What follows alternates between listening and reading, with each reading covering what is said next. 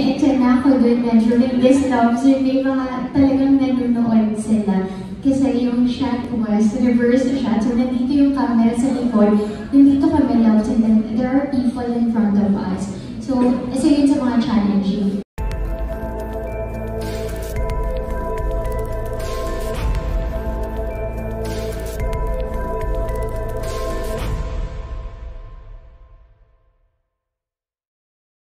Kanina sa BTS nasabi nyo nga na parang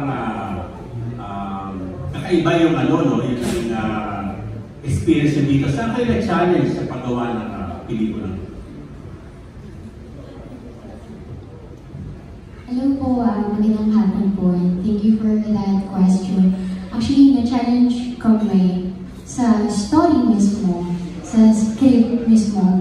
And during the shoot, super challenging kasi first time ko po na magkaroon ng role ng ganito as a theater actor, si Laura, at tumayo doon sa entablado.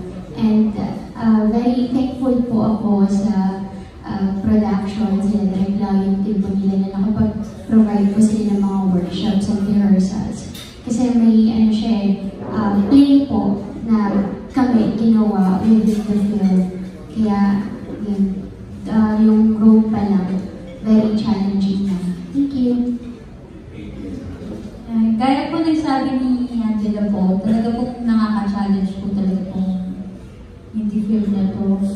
And sobrang nakaka-pressure din po kasi kailangan tama po yung pag-pronounce mo dun sa script na Espanyol. Yun din po. And kailangan po yung facial expression mo sa stage play, kailangan gaya mo talaga yung kung paano umartist yung mga actors sa stage play. Then, yun din po yung mga kasuotan ko, kailangan po madala mo siya ng maayos, na hindi po kagaya ng modernang mga kasuotan ngayon. Kaya po, ito pong hindi film na ito sobra pong nakaka-challenge sa amin kasi naasarin po yung pag-arte ko, yung pag-deliver ko po ng lines. So, yun po. You said earlier, even on sa BTS na very challenging sa inyong rules dahil na nagsiswitch kayo from present day to period. So, paano kayo gano'ng kahirap for you yung respective roles nyo? Si Oliver naman, since you don't switch, diba? So, what's your challenge in this film? Thank you.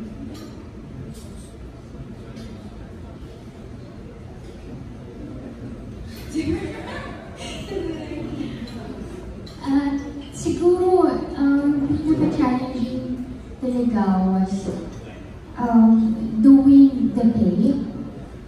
Kasi, iba po yung, iba po yung paggawa ng play sa paggawa ng pelikula. So, yeah, it was challenging and at the same time, naging fulfilling siya for me kasi ang dami ko pong natutunan and ang dami pong na-improve sa akin, especially with my acting skills. And ayun, sinasabi naman po nila Direk, nila Miss Chrisma, our producer and the whole production po na good job, kahit na challenging yung ginawa namin. Alam mo yun, marinig mo lang na good job, magaling, ang sarap po sa puso. And parang, it was worth it doing this film. And the challenge was worth it. Thank you. Alright, thanks. Can we hear from Jessa? Na-challenge po ako dun sa stage play po, yung character ko po doon na kailangan ko, mas matured pa po yung ipakita ko. Kasi sa totoong buhay po, talaga pong medyo mukha po talaga akong bata din. Yung kilos ko din po, yung pananalita ko. Siguro po, doon ako nahirapan na kailangan na i-mature ko pa yung boses ko doon sa play. Then, sa modern sa naman po, sa real life ko po dito sa indie film, medyo hindi naman po ako nahirapan kasi modern na po siya. Kaya parang kahit pakita ko kung sino ako, okay na po since after nung gawin itong movie na Kabel, anong realization nyo sa teatro? At gusto nyo bang mag-teatro? Mahirap po pala. Mahirap po pala. Yun po ang totoo. After po nung film, na-realize ko po na hindi po pala talaga madali yung ginagawa ko ng mga theater actors. Na hindi pala siya basta-basta na petics lang yung ganito, yung ganyan. Kasi sa kasuotan ko, doon pa lang po is mahirapan ka din. Then yung sa movements pa po, sa pag-deliver pa ng lines, tapos hindi pa siya Tagalog na Tagalog. Then, yun po, bilib na bilib po ako sa mga theater actors. Kasi saglit lang po namin ang ginawa, pero grabe po yung pagod din. Angela? Totoo po yung sinabi ni Jessa. Hindi po madali ang umakyat sa entablado at gumawa ng play. Not just a theater actor, but including the people behind it. Yung mga director, the producer, and everyone. Hindi siya madali. And ang realization ko, it was inspiring. Ang sarap din po pala na gumawa ng play. At na-appreciate ko yung buhay ng isang theater actor. Kasi iba yung, na-experience ko siya, at iba yung buhay niya sa harap ng maraming tao sa entablado at yung buhay niya sa likod ng entablado. Kaya, ayun, it was inspiring and,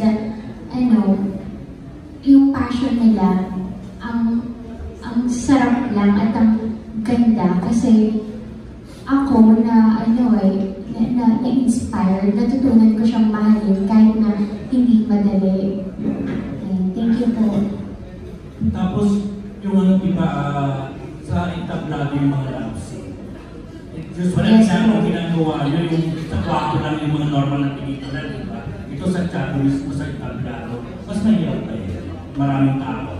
Yes, may eksena ako doon na during this love scene, may mga talagang nanonood sila. Kasi yung shot was reverse shot. So, nandito yung camera sa likod.